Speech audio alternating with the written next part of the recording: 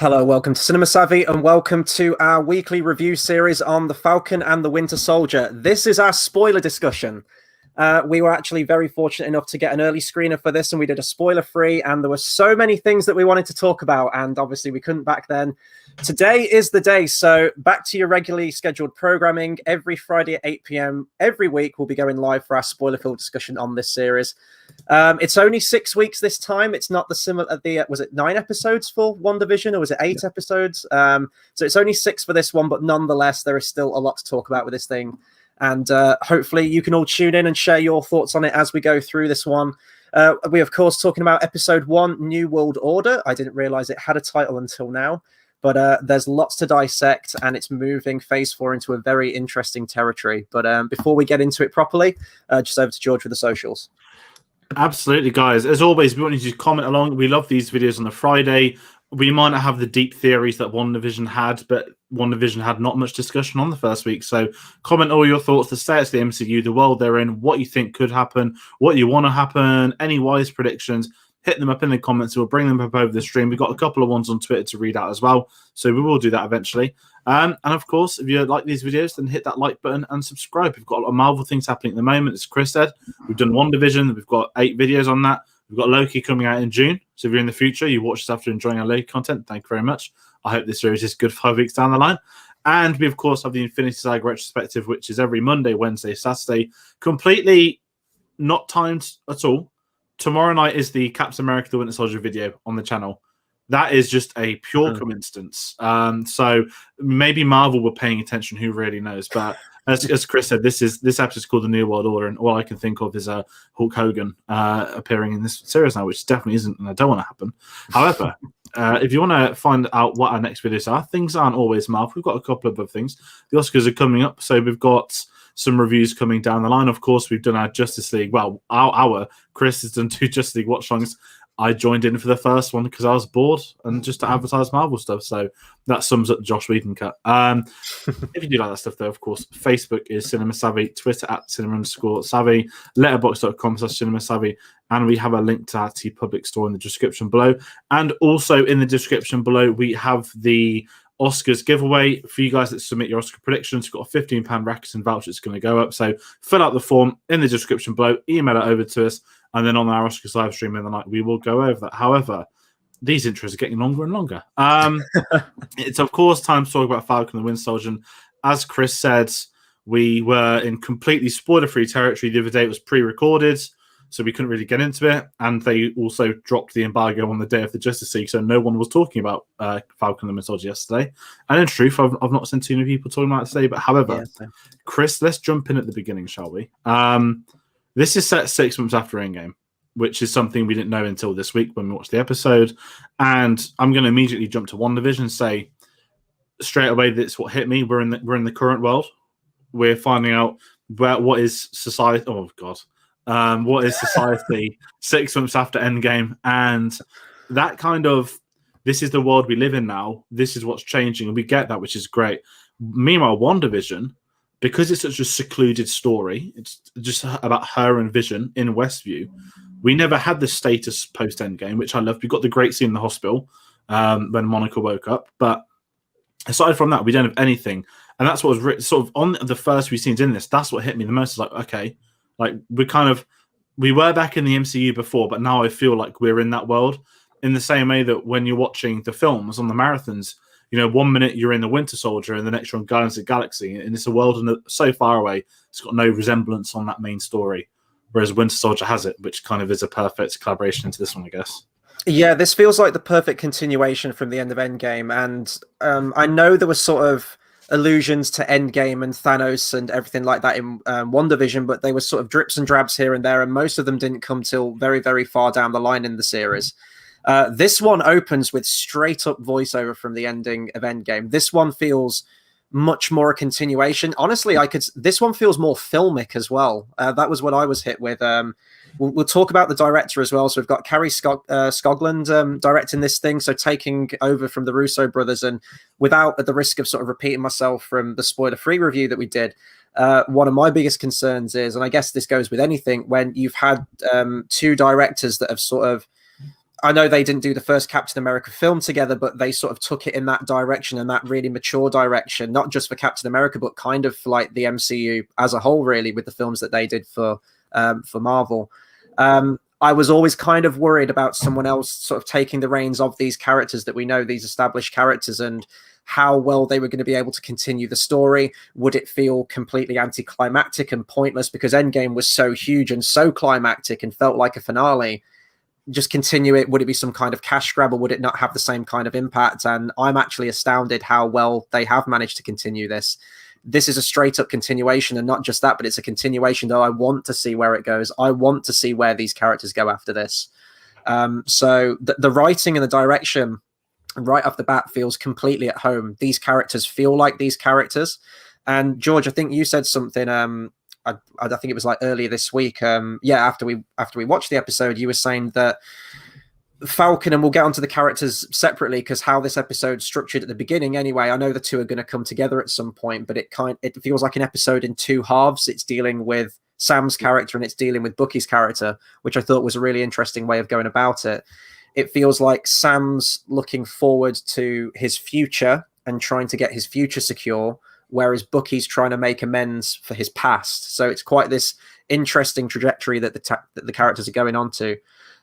Just want to bring up two comments really quickly. So we've got Carl and Dave's initial opinion. So Carl says, I thought it started extremely well with that action scene. Felt it was a little slow in the middle, but ended on a great cliffhanger. And Dave says, loved it. This was like coming home after watching the Justice League. Yeah, no, that's going to feel that way for me next week as well when I get to episode 2. But I thought it was how it was structured. I thought it was absolutely perfect for an introductory episode. Yeah, and that's the thing. I'm not going to sit there and pretend they need to advertise it to a new audience. You absolutely don't. But these are two sidekicks that we've... I know sidekicks is a horrible term, and that's the point of this show, is that you're turning them into two leads for the first time. It's about giving them that, not airtime, that sounds wrong, but you want to develop them. And that's kind of what we said going into this, is that we don't really know much about Sam. We know that he was like a paratrooper. Obviously, Bucky, we know that he was the Winter Soldier, and we know he grew up with Steve Rogers, but we don't know much about him either. And certainly for me, what I wanted from this is I want to be able to come out of this series think he's kind of like WandaVision. I'm not saying it set the standards, but very much the concept to me of these shows are, you're there to develop characters that you can't not necessarily give a film to. That sounds horrible, but these are very much the moment. Look at the first slate of the films, of the Disney Plus shows. They're all supporting characters. But they're going to now become leads inside their own mind by getting these headline shows for themselves. And I think that's what this episode did really well, was that, I know it's called the Falcon and the Winter Soldier. I would assume that this is going to mainly be Falcon series still, purely based on the fact we have the Shield.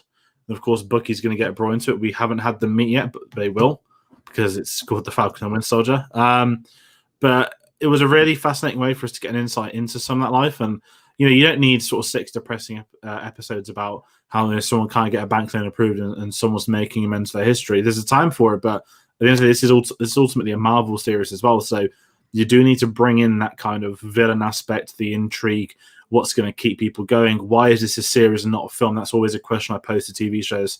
What can you do that means you should be on TV, that you shouldn't be doing it on the big screen? And I think it's difficult because there is some setups. We have a jumping in as an overall. We have a hint at a villain.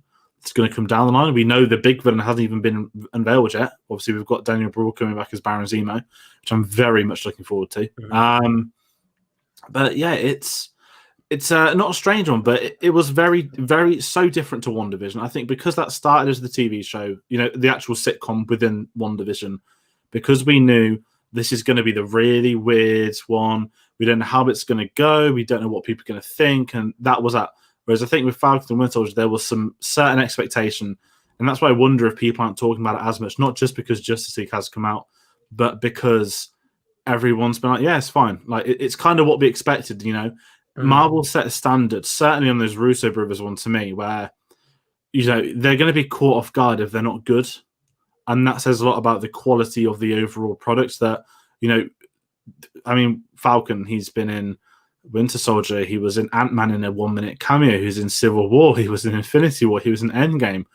They're like four of the most prestigious films that he's had sort of bigger roles in. And it's kind of like we've not seen him being a crap film.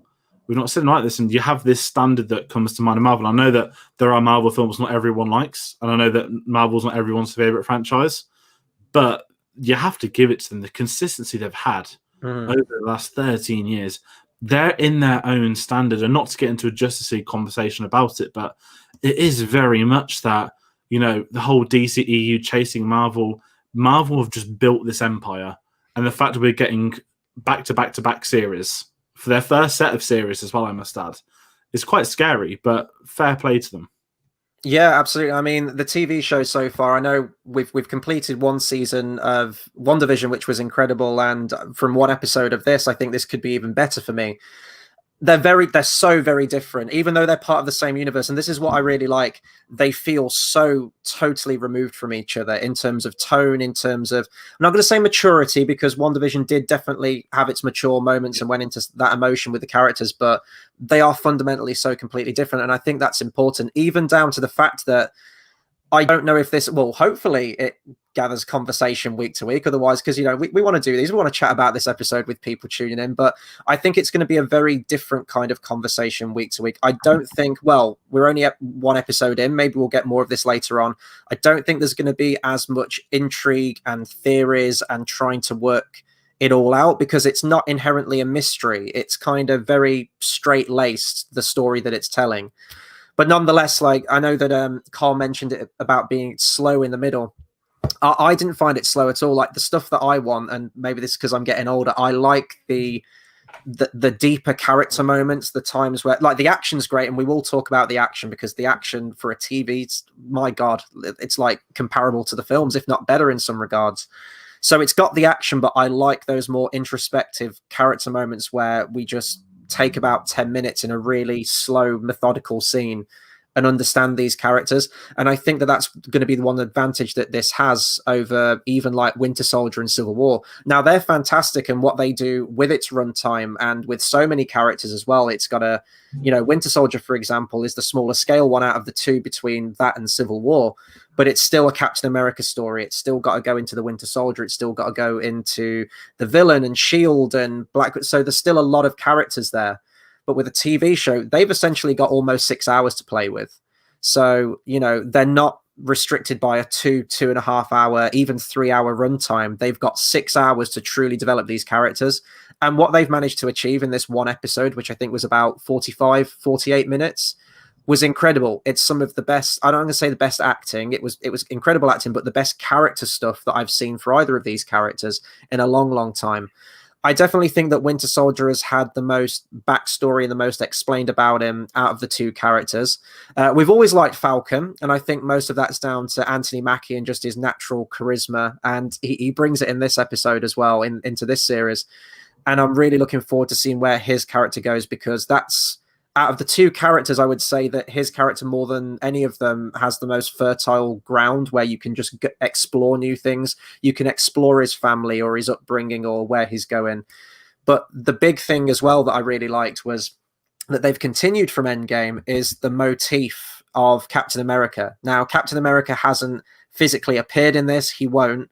But that shield and what that shield represents speaks absolute volumes. So although Captain America isn't in it physically, his presence is still felt, and it still feels very much a continuation from that Captain America legacy. And judging by what we've seen in the trailer, I think that's going to continue on for the rest of the series as well.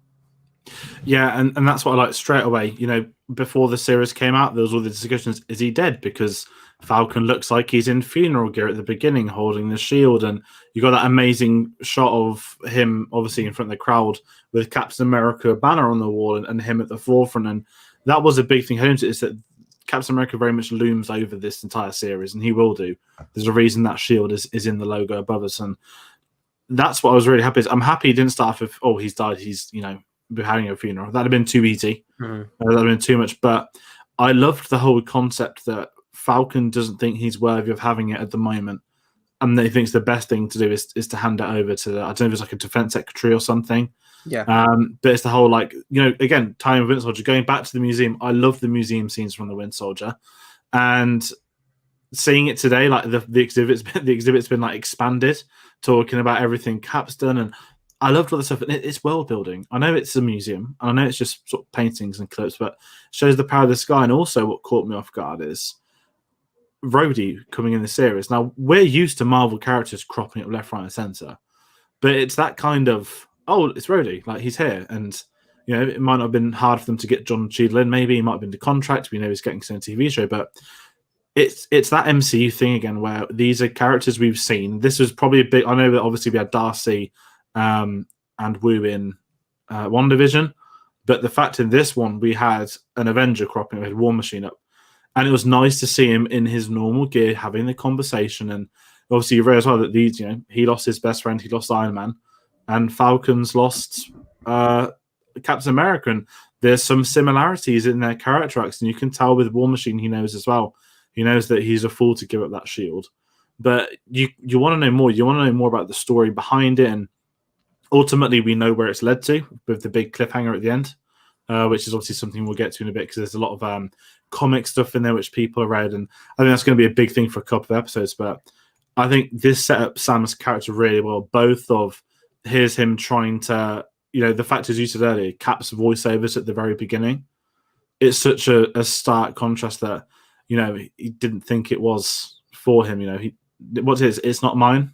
He says something along those lines, and it feels like it belongs to someone else, or it feels like it's not mine. Yeah, I can't remember what he says. It feels like that's going to be the entire series arc, which I'm completely down for. Now, I'm assuming this was being planned when Endgame was made. I'm not going to say that line was a part of it, but it certainly feels that the choice of Cap giving that to Falcon, I'm so glad it wasn't a episode 1 opening scene attack. He's just flying with Captain America's shield on his back. That's what I thought it might have been actually going into this, but and then the trailer started to come out, and it's that hesitation and sort of he's got to live up to what Captain America was. He knows he can't be him. He's not trying to be the next Captain America, which I think a lot of people thought from the end of Endgame. It was just like, oh, so Falcon's going to be the new Captain America now. But it's being more than that. He will probably still be Falcon and he'll be an individual, but it's what that shield represents and the man who wields that shield. Yeah, I think it's an incredible take to take the rest of the series, to be honest. And you got to think about the reality of it. That if it was a film, if this was series wasn't around, and it's like, here's a Phase 4 film. Let's say there's an Avengers team, but we know there won't be one. You would assume Falcon would have that shield because time would have passed. But we're now getting the stories in between that we might not have had the time with before. And that's what I'm looking forward to, is the fact that, you know, you got to bring the reality into it. Falcon, you know, it's someone he's respected for years, someone he's worked with, and it's that very much, no, I can't take this from you, it's yours. And I understand that, and I think there's a lot of credit to them, because what that does, it builds up Captain America very much that, I always forget the term for it, you know, when there's like a, not necessarily a threat, but there's like a dark looming shadow over someone. Not a terrible example, but sort of Darth Vader to Kylo Ren. It's that kind of like, you want, not that you want that, but you fear it. There's so many better analogies. I'm really struggling to think of one which is really embarrassing. But no, it's like that personal idol, isn't it? You're trying to follow in their footsteps, but you don't feel worthy, or you don't feel like you have what it takes to be them. Yeah. You've got to ultimately be your own person. I know I don't want to jump completely to the end, but I guess I kind of am with this because people are asking about it. So who was in that Captain America outfit at the end? We're talking about Captain America. We may as well. We'll probably jump all over the place with this one. I love that that's how it ended, because you could imagine the government or whoever would do something like that. And it's tragic in a way because it shows just how disposable Captain America was. You know, they're just sort of fronting him as like a propaganda piece again. It is reverting back to what Captain America started as. It's like they haven't learned from, you know, what that originally was. You know, Steve Rogers was doing that. He hated doing that. And that's where Captain America started out from, but he became so much more. I think there probably are a lot of parallels you can draw from this series. And I think we'll get way more as well into the current political climate as well, especially with what's going on in America at the moment. Not to quote this horrible man, but the whole like make America great again, or needing some kind of figure, to sort of like spur people on, to inspire people again, I think is what they say in the episode. I think we are more than anything going to get a lot of parallels to sort of the current US political climate and the division that's going on maybe, and sort of uniting them all again under what America's all about, kind of thing. But I love that, and to end that first episode, that we haven't had confirmation. I don't think that Captain America has died, but I kind of read into it that way. I think if they did kill him off in universe, we would get some kind of funeral for him. But that whole thing with the shield being donated, I took it as good as that was basically a state funeral for Captain America. I love just how dismissive they were. And yeah, as Dave says, like, hashtag not my captain, who's in the costume, some dick. Yeah, they could have just threw anyone into that outfit. And George, you sent me an amazing meme earlier with that, where, I mean, he's got quite a chin on him, hasn't he? I don't know who played that new Captain America, but and it was the old guy from Up in the Captain America costume, which was incredible. But I thought, as a final image of an episode, that just sort of sets everything up as to sort of like what's going to be the underlying theme of the rest of this series. Yeah, this is what I'm excited with, because I remember some set photos a year ago. I won't say what they are, but it was actually the ending of this episode. So the character's called John Walker, who basically is the fake Captain America. So I think he's cropped up a couple of times in the comics. I feel like I'm doing the sort of Mephisto nonsense already. No, this is cool. I didn't know this. That's cool. From the comic book. So I don't know the full history of him. I know that when Captain America abandons or leaves the costume, the government brings him in. Oh, okay. And it's now like we need a Captain America, but everyone knows it's clearly not him. However, what's really interesting is that I believe he's in one comic series where the military have a debate over who should be the next Captain America: Nick Fury, Falcon, or John Walker. I think he's called the US Agent.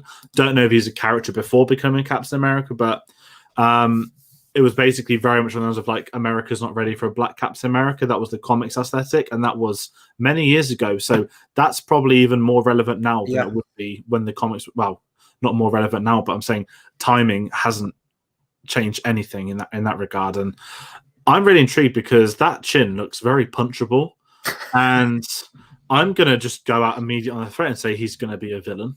I'm convinced he's going to be some. I really hope, jumping in too early of the theories, but I really hope he's not like a Hydra agent or something like that. I would imagine this is going to be some like ridiculous over-the-top patriot that thinks like he is Captain America and that he was Captain America better than Captain America could have been. And I think they're going to set that dynamic up. But I'm curious because I didn't expect in episode 1.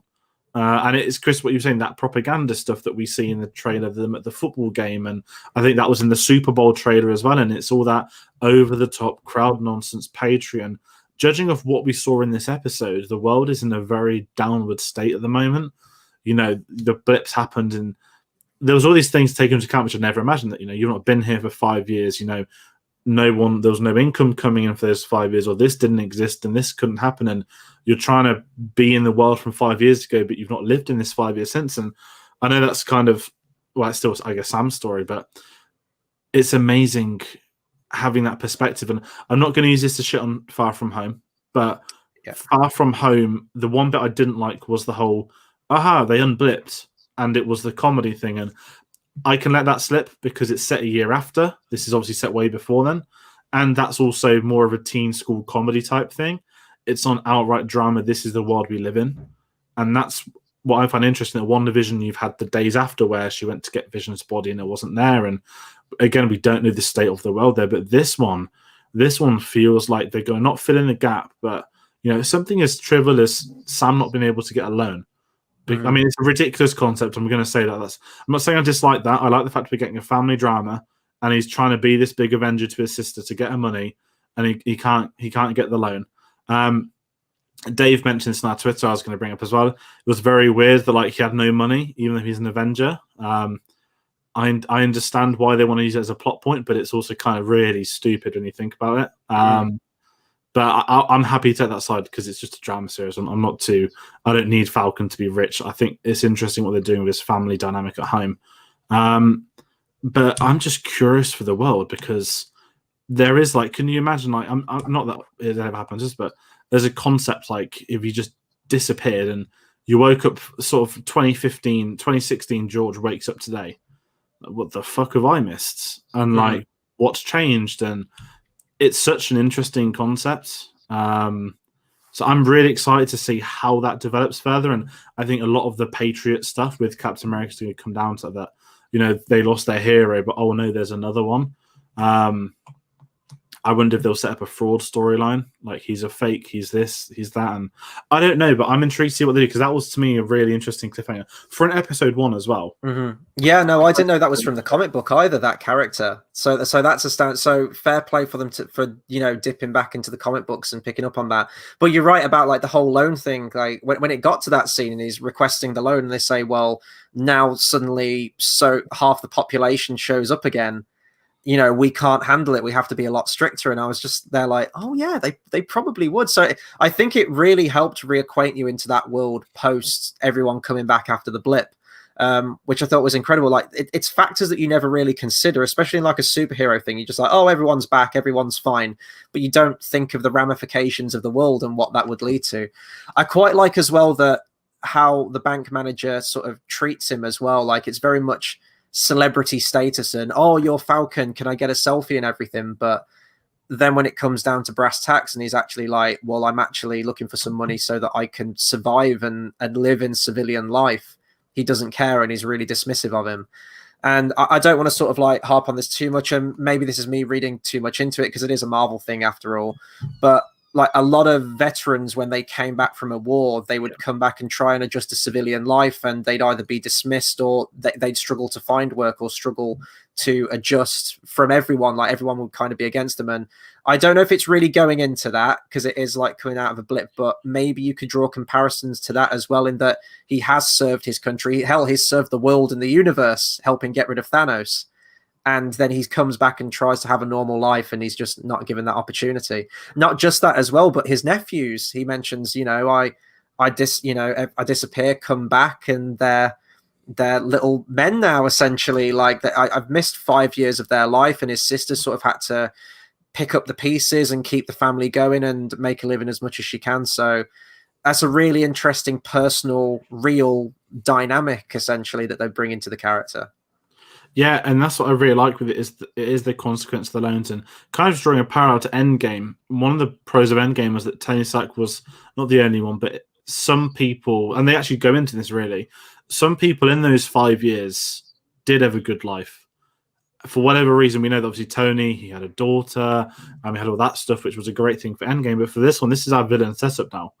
What they called the Flag Smashers, which is amazing. That's a real comment. I had to check. I was like, please don't say this is a terrible name for the TV show. Mm-hmm. However, this is like a real comic thing. So again, I'll let that stuff slide. Marvel's reached the point where they can call it Flag Smashers, not the afterlife equation or whatever nonsense that was. But what I would say with this is that is something that would happen. That I don't know if you spoke about this off air, but I've spoken to some people that something like Corona, companies will rise from it. I know it sounds ridiculous, but whenever there is a sort of big thing in the world, someone always gains power. I don't mean it in a political sense. I mean it as it could be a company, individuals, all that kind of stuff. And that's quite clear. The villain, there were people that were loving what did they mention? There were no borders for 5 years, and society suddenly got to come back together and try and be what it was, and it can't. And I think that's such an interesting premise for a villain, is that it's not this. I mean, we know that Zemo's in it, but these smaller group at the moment, we don't know what their plan is, but we've got a glimpse of them, and they want things to go back to the way they were. So I think that brings in, from a villain standpoint, it feels like a story choice, not we can bring this name into it, therefore we will do it. This is very much, okay, right now in the world, what would work best for the story we want to tell? And it is these guys, because this whole episode is just a conflict of eras. Yeah, absolutely. And the villains are very mysterious at the moment. As you mentioned earlier, like we know that it's leading to Zemo. Maybe someone bigger, who knows? But I think that Zemo, I hope that he's sort of front and center as the villain. But yeah, it's like this whole masked underground society kind of thing. Oh, not to mention society again, Jesus Christ. But like V for Vendetta or something, or like just anarchy, just these people who just believe in absolute chaos and shaking up the established order, and any other Dark Knight quote that you want to throw in there as well. So we don't get much of them. One seems like he's almost superhuman, and I was wondering, is this meant to be one of those failed, or I guess successful, Winter Soldier experiments from Civil War, like one of those that was cryogenically frozen? I don't think it'll be one of those, but that didn't seem like a normal guy. That didn't seem like a normal punch. That felt like he'd been, maybe he's a mutant. Who knows? Maybe they're going to bring the mutants into it through this TV show. Probably not. But yeah, I think, and I'm glad that they they are keeping them in the shadows and they are building up that mystery. We've got another 5 episodes of this thing, so you don't want to kind of come out with Zemo in the first episode. But I like that sort of underground society thing. It's a very sort of different faction of people. I guess it's Hydra, you could say, were in the shadows as well, but you can kind of stem that back to sort of like that Nazi kind of campy feel from that first Captain America film. This feels very different. And I think that you're going to get sort of a lot of real world things, because we have, like, you know, we see riots on the TV and it feels quite akin to that, trying to shake things up. But a villain who does return in episode 1. Can we talk about everyone's favorite Frenchman, Batroc the Leaper? That caught me completely off guard. But that reacquainting again, and you talked about, like, with War Machine showing up, which I didn't expect to see Don Cheadle in this, and I thought it was amazing when he showed up there. I almost had the same reaction when Batroc the Leaper showed up. I was watching it going like, is it who I think it is? Because he's got the purple jacket on, and there's only one person I know in Captain America that's got the purple jacket. I thought that was a great way to establish your first action scene in this thing. Yeah, getting him. I mean, I'm not massive on UFC, but some of my closest friends are massive for it, and they're like, you know, George St. Pierre's and Winter. I was like, who the hell is George St. Pierre? Like the geezer he fights. So I was like, okay. And I got a text a couple weeks ago, like, George St. Pierre's in Falcon. I was like, is he? So we just spoiled it, and then I saw it was all over the news that the actor of the UFC fighter said it, and I was kind of like, well, this is the kind of unofficial spiritual successor to the Winter. I mean, this is technically a sequel to the Winter Soldier in theory, but I keep calling it the spiritual successor because Civil War was a very much a grand, big scheme of things.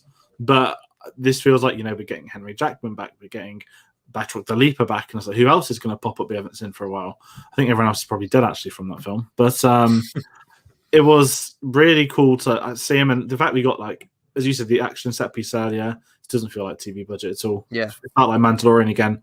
You're watching a film in your lounge and you want to be at a cinema, and it's like, that is an expensive thing. And it was the first 6 minutes. What a way to introduce them. Don't start with the drama. I know that sounds horrible, but build up. You know, you don't need a quiet episode. I mean, it's lovely to have them, but you've got to sell this to the Marvel crowd still. And what a set piece. Seeing Sam's fighting style as well, sweeping in and out of the planes. I loved all that stuff. And it was just really cool to see him on his own, not being Cap's right-hand man, because we had great moments with him in the past, but it's always been with Cap or around Cap. Now it's him being, you know, he was the only Avenger there, and that had the reaction amongst the other soldiers, and I love that aesthetic to it. Yeah, and like with the Falcon, I can't remember which one I mentioned this on. It was probably Civil War, but they always find a new way to make the wings look cool, or they'll do something new with him. Just when I think that you must have run out of ideas of what you can do with Falcon now when it comes to fighting, they'll throw something completely different in there, and it'll just be incredible. I actually think with this series, I don't think we're going to get much action to the scale that this opening was. I think they probably took all of their money, or a considerable chunk of their money in their budget, and they went, right, make that opening scene as badass as we can and as professional as we can. And it looks outstanding. I'd say it's definitely up there as like one of the best action scenes probably across the entire MCU with how it was shot. It was intense. It was action packed. We hadn't seen really anything like that in Marvel at that point, how it was filmed. It felt very unique. Yeah, like Mandalorian, where you talk about, you know, like the Crate Dragon opening episode of season 2. It felt like something that I hadn't seen in Star Wars before, and was up there with like one of the best action scenes, how it was framed, the CGI and everything.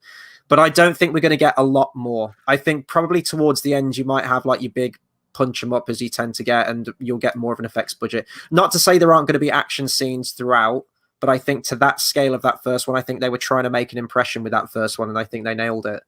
And Batroc escapes as well. He's still not dead. Like, you see him fall out of the plane and it explodes, but he's in one of those wingsuit things and he flies away. But I thought it was a tremendous opener. But I don't know if we can talk any more about the action, but the big thing that I liked was the quieter moments.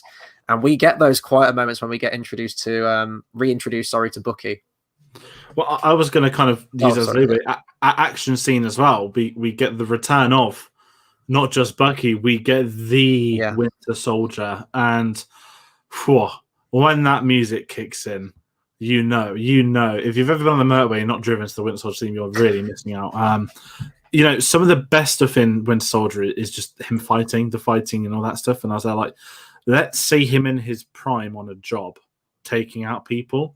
And I think me and you both spoke the other day about this, that we both thought that, oh, Bucky's dressed up as the Winter Soldier to do some good. And after 30 seconds, it's like, oh, no. This is quite clearly a flashback to him being the Winter Soldier, because I forgot he loses his arm at the end of Civil War and he gets the very nice Wakandan one at the start of Infinity War. But getting that action set piece was perfect, because it was, not forgetting who he is, but you can't do a series about the Winter Soldier that, we know we'll be delving into his past. But we still need to see that, because there may be people that haven't seen those previous films that don't know what his past is. You still need to cater to that possibility. And what a way, just having him in therapy. He's got his lists, very Arya Stark-esque, which I'll say. Zemo was on the list. I didn't actually pause it. When they were talking about names, I just saw a Zemo. And so I was like, aha, he's coming eventually. But I love the concept that Bucky's trying to adjust this new life by fixing the wrongs of him. I thought that's quite neat. And then you realize what the core of his story is right now, is that he's got the guilt over murdering a witness to a murder, and he's kind of inadvertently looking after the father, and that hit me. Yeah. That was not what I was expecting from episode 1 of Falcon and the Winter Soldier, and it's kind of true, because he does say in Civil War when Tony, the scene, did you know? And Bucky says, I remember every single one of my victims. And that's one of my favorite lines in the film. And there's never been a payoff until now. And I was like, now, if I watch Civil War again, obviously, if you're watching these Marvel videos, you can tell that we pre-record them. We've already done it. It was amazing to get into that life further. He is haunted by these nightmares of all these people he's killed. And clearly this one was one. I mean, many of them would have been innocent, no doubt. But this one was just a passerby witness.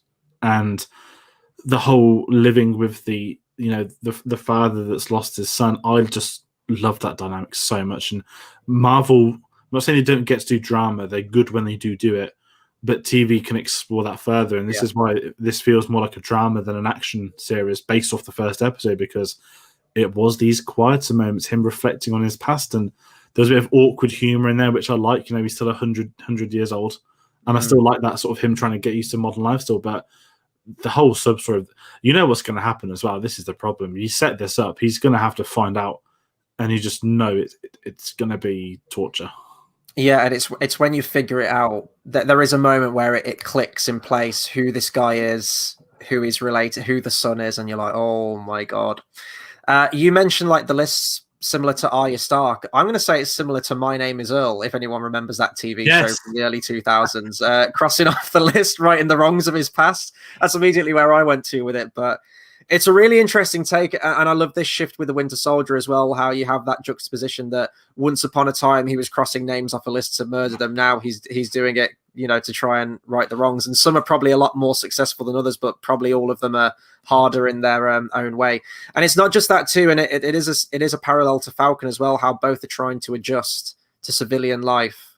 I'd say it's probably harder for Bucky, because he has just had this whole crisis. Like, he is over 100 years old, taken out of a time similar to Captain America that he was acquainted with, and even like how he talks to women and how he acts. One of my favorite bits, and it's a really subtle moment, is where he shows up to the date with a bunch of flowers, and his date's like, oh, that's very old fashioned. And it's like, well, that's what they would have done in the 40s. It was that whole courtship thing. So it's just little details like that, and it's nice to know that they haven't magically just changed now they've been in the modern world. There are still those sensibilities about the characters. Similar to when Captain America in Winter Soldier, when he kisses Black Widow, and she says, was that like, you still feel awkward? Was that your first kiss since World War II? It's just little moments like that just help make these characters feel as consistent as they are. And it is quite tragic for the Winter Soldier in that, yes, he is now a good guy. I think they say in this series as well that he's been pardoned for all his crimes that he did, which is quite cool. But it's still tough. And I love that therapy scene as well. And it takes its time as well. It's not in there as like a quick scene. It's a proper scene where you are almost in that room with him. You are in that therapy session with him. And he says, like, I'm trying, but it's really hard. And, your heart kind of goes out to him. You've seen everything he's gone through in the movies, and he's still not out of the neck of the woods yet. There's no sort of like immediate happy ending for these characters. They've got to work for it. Yeah, and when you really think about it, he's probably the unluckiest Marvel character in history. Like, he goes into war, his best friend isn't allowed in, during World War II. He gets experimented on by the Germans. His best friend becomes Captain America. He then falls out of a train and survives because he was experimented on. Then he's kidnapped by Russians and used as a sleeper agent over sort of 60 years. And then he comes back and he starts to wake up, and then he gets blipped. Then he rocks up 5 years later, sees his best mate is actually 100 plus years old. And now he's trying to adapt to modern life. Yeah. It is probably the most tragic character in the entire MCU, actually. Now I'm thinking about it, because that's deep. And I think Sebastian Stan, I think when I've seen him in other films that aren't really Marvel, I remember the big one was the Tonya Harding one. He's a very good actor. And obviously we haven't seen him as Luke Skywalker yet. Maybe we were close, who knows? But it's getting a chance to see him lead. I want more from Bucky, because not sort of doing what we've done in this retrospective series, but we might go back to the Winter Soldier and be like, oh my God, like this is what we learned about him, like sort of almost 10 years later, and here's all this backstory to him. And I'm really excited to have him as a lead. And I think with these two guys in Civil War, you've got those comedy moments between them where they were both very they were both Cap's right-hand man. And it's kind of they're like, who is that shadow? Obviously in the comics that both of them become Captain America. I'm glad that they did go with Falcon, not Bucky, because just the concept of a Russian secret agent becoming the new Captain America could never work in absolute truth. However, it's going to be interesting when these two meet up, because we know they're going to meet. I would imagine it'd be in the next episode. I can't imagine them keeping them apart for a couple of episodes in a 6-episode series. Sorry, and I just want to know more. And kind of as much as I want them to meet up, I just want to watch the adventures of Bucky and his old neighbor, because it's heartbreaking. But I just love him adapting to the modern world. Yeah, I'm quite amazed actually how. I mean, I've always liked the two characters, but they've always been those supporting characters. And I think one of my biggest concerns was, can these lead a series? And I kind of had that as well with Wanda and Vision. I was like, I kind of like these characters in isolation, but they're supporting characters. And, I thought they were tremendous leads in that, easily by far the best actors in it, and where the real drama of the story was. And that's equally the case here. Yes, you can have these supporting characters and give them substance, which hopefully when we get back to the films and they start coming into it, whether we get another Avengers film, whether they tie into it, it's not going to only reinforce what we've seen already. You talked about Winter Soldier or Civil War or whatever, but it's also going to reinforce the films. We don't know at this stage if these are going to be necessary viewing for the overall MCU, or if they'll craft it in a way where they'll still give you the information that you would have got from the TV show within the context of the films. But I think it's going to be a nice sort of supplementary piece as well. But as far as I'm concerned, I don't want to compare this too much to WandaVision just yet, in that we've had a whole series of that and we're only one episode into this. This could go down the toilet after next episode. We don't know. I don't think it will. It feels like from the direction, the writing, the acting, the tone of it, the maturity, it has got that maturity that you do get in Winter Soldier and Civil War and a lot of the Russo brothers stuff. So as a continuation, it's fantastic. Captain America and sort of the supporting characters around Captain America have always been my favorite characters in the MCU. They're easily the most consistent films, I will say, probably out of all the MCU films. It's tremendous trilogy, and just Captain America's growth from the entire saga. He's easily my favorite character. So there was a lot riding on this series for me. And I didn't want them to drop the ball. And it's so nice when you build something up so high, almost to impossible heights of hype, and it delivers on that, and it surpasses that, and it's everything you want it to be. And it surprises you. It takes characters in ways and delves into them in ways that you couldn't even imagine, you didn't think they would. And this is just after episode 1. So I love those slower moments. I know Carl said that he thought they were slower. I need moments like that. I want moments where it takes its time, establishes these characters and what's going on with them. And also because it is reintroducing them to us after Endgame as well. And I think that was important. So it's full marks for me. Honestly, at this point, I don't think there's any negative that I have with this first episode. But as I said, I think there is going to be that caveat that it is so different to WandaVision. I think we will never know now, but I know that this was meant to be the first series that came out on Disney Plus before WandaVision. Now that we've had WandaVision and it was successful as it was, I don't know if that's going to sort of harm this one, or if people are still thinking about WandaVision and want something similar to that. Maybe more people would have been talking about this one, because you're right, I haven't seen many people talk about this one today. but I think it's one that people absolutely need to watch. I know they're very different, but I talk about that maturity with the Netflix Marvel shows like Daredevil and Jessica Jones and stuff like that. This felt like one of them. This felt like it would be right at home with one of them in terms of its writing. So yeah, it's full marks from me for this episode. Yeah, I've not got any negatives for it. What I will say, actually, sort of going off what you were saying, when you go back to WandaVision episode, it was 1 and 2 they dropped on that same day, and there was a lot of general audience, not us, not the people that know what's going to change, but a lot of casual people saw it as black and white, said, not for me, I'm done here. Obviously, a lot of them might have checked out once the hype got going or once stuff became clearer, but I think this one's going to be quietly spoken about, but give it 2-3 episodes, I think everyone will be talking about it again. Not to sort of shit on the Justice League, but quite clearly that is the biggest thing this week. And yeah. I will say this is a side point. It's quite nice to have a big film out. We've not had one since Tenet, and that was spread out in so many different ways. Whereas the Justice League is probably the thing I've seen most spoken about since, I would say, Tiger King last year in terms of social media, people talking film and TV. So there's something there. So I'm excited for these bigger releases, but there's a reason why that came out on a Thursday and not HBO Max's normal Friday upload. It's because Marvel's got the Friday slot. It's Disney's now. It's their own thing, and I'm very excited to see where this heads. I think we've got enough setup of characters. We've got 2 distinctive journeys, and I'm interested to see what's going to be the cause of the pair coming together and what they need to do. And of course, we have the key player, which is Baron Zemo, who's, as we said in Civil War, it's not out yet. You'll see it in a couple of weeks, guys. He's lurking in the shadows, and we don't get many scenes with him. But every time he has a scene, he steals it. Mm-hmm. But it's all a part of his plan. And what I will say, actually, someone said this on Twitter. I don't know who it was, so I can't credit them. What if Zemo is wearing a purple mask with lions on it to be like a Thanos impersonator to terrorize people? I'm just going to finalize my thoughts with that because that's pretty deep, and that amazed me. I don't think it'll be a thing. But if it was, that would be incredible. But yeah, I'm the same as you. No faults. Bring on next Friday. We don't know if we're going to get another spoiler-free one. If we do, but of course, let you know.